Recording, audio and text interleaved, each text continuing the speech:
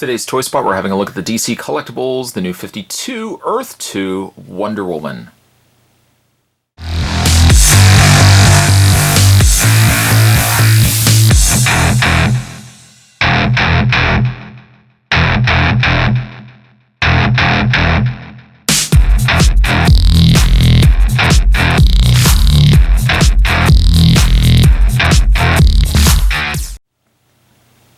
Wonder Woman actually was the reason why I wanted to pick up these figures in the first place.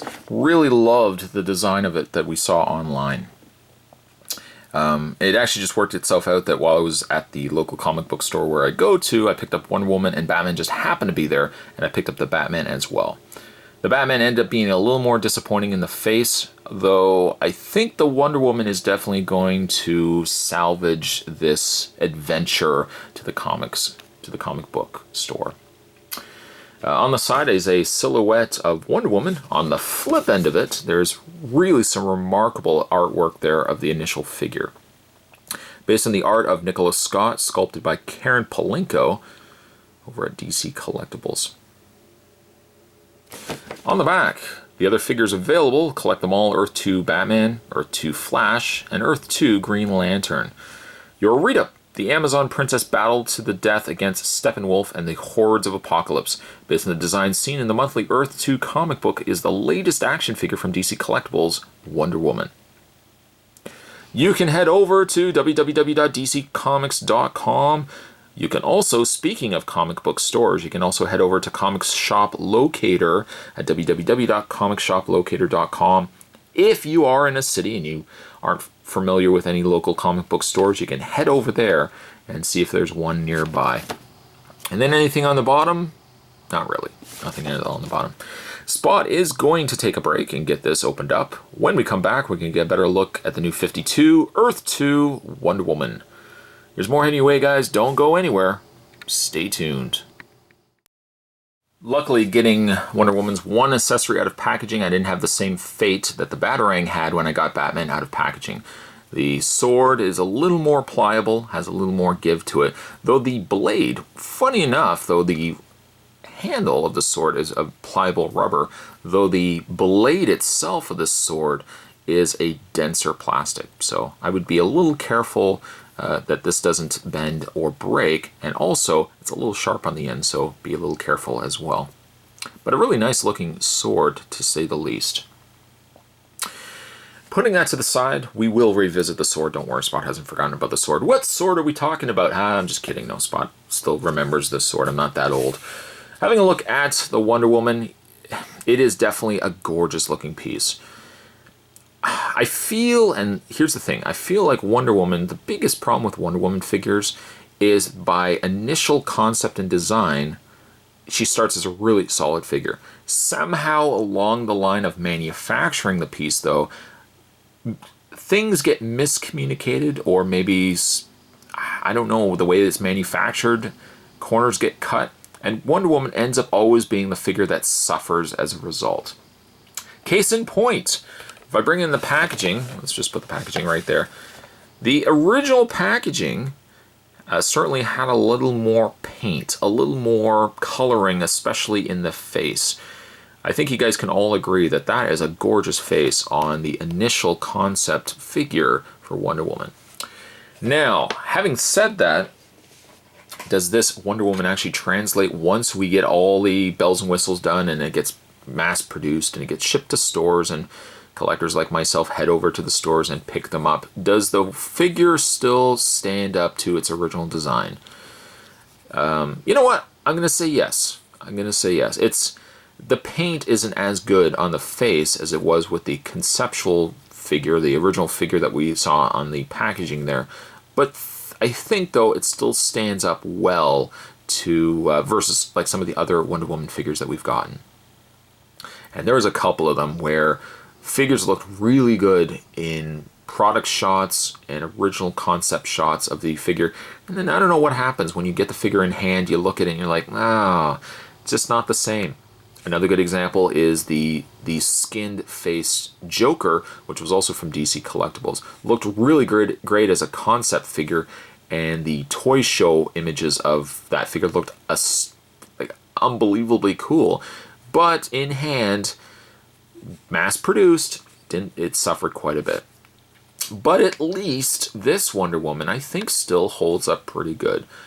She is still plagued by the fact that this Wonder Woman is pale in complexion, which tends to be an ongoing trend with Wonder Woman figures as a whole. That being said, though, I think it still is a great-looking Wonder Woman figure.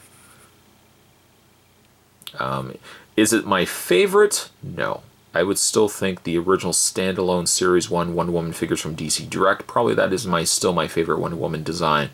But this one still has good benefits to it and pros that outweigh the cons. I suppose my only con, I guess, towards the figure, if we get a better look at the close-up on the face, the eyes. The eyes. Eyes look good, but I feel like there's maybe just a little bit too much dark lining around the outside of the eyes. And the fact that they just abruptly stop right there is a little jarring.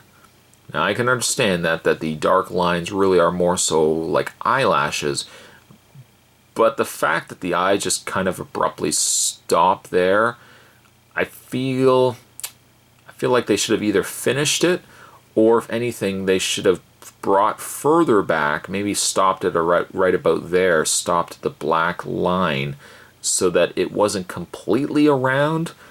You know, maybe if it stopped right around there, right where my fingernail is covering there, if it had stopped right there, I think it would have helped a little bit more on the facial sculpt. The eyebrows look good, though very straight eyebrows. But as a whole, though, it's a really good looking Wonder Woman, and still probably could be one of my favorites. The hair is also sculpted very nicely, kind of has more of a blowing effect.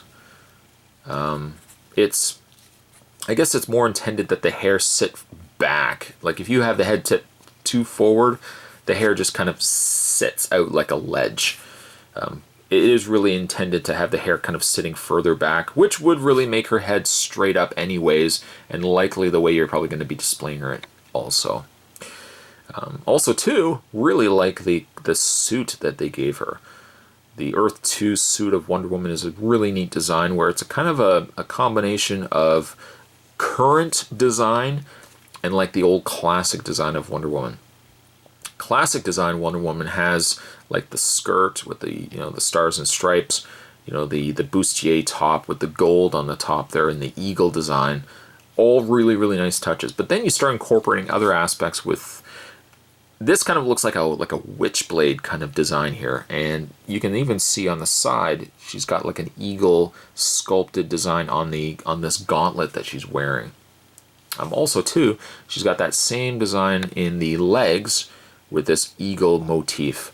Really works well, and certainly accents well against this blue that they put, which is almost like a purpley metallic blue. Really works well. Works especially well when you start looking at the skirt with the silver, and then looking at that with the dark cranberry color that they put in the top. I guess the only downside, though, is the skin could have been maybe not as pale. Maybe as my only other complaint with this figure. She is also very superposable, too, which is also quite a nice touch. And because the skirt is a nice pliable rubber, there's not a lot of restrictions when moving her legs, which is also a really nice touch.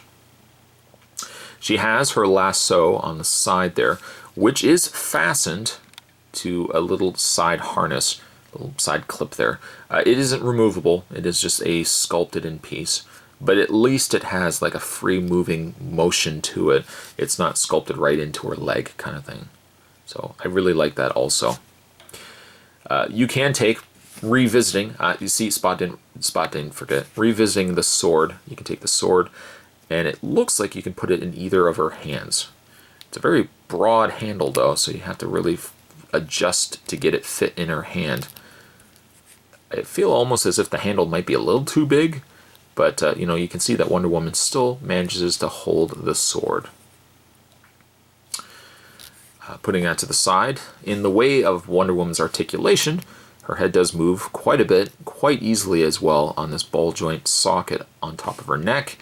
She has hinge socket shoulders, nice rotation in the bicep. The interesting thing too is that the bicep swivels right by her shoulder.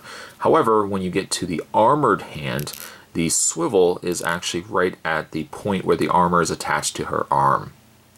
Also too, I was a little worried also that she has a swivel on this side by her bracelet.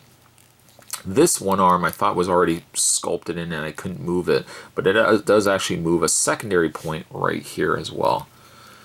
She has no waist swivel, again likely due to her sculpt, but her legs are on a nice ball socket hinge.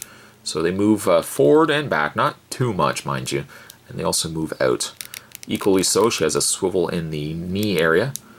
It also bends at the knee, and they've concealed the joint in the knee by the armor plate that covers over the knee cap. Again, a really nice touch. She has also a hinge in the foot, allowing Wonder Woman to pose, allow you to pose Wonder Woman in many different poses. Kind of wish that she had a little bit of an articulation point in the foot area. In the toe area, you could have actually bent her toe. She doesn't have any sort of display stand.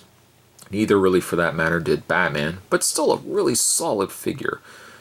For the disappointment that I kind of had with Batman, I think Wonder Woman has made up for that.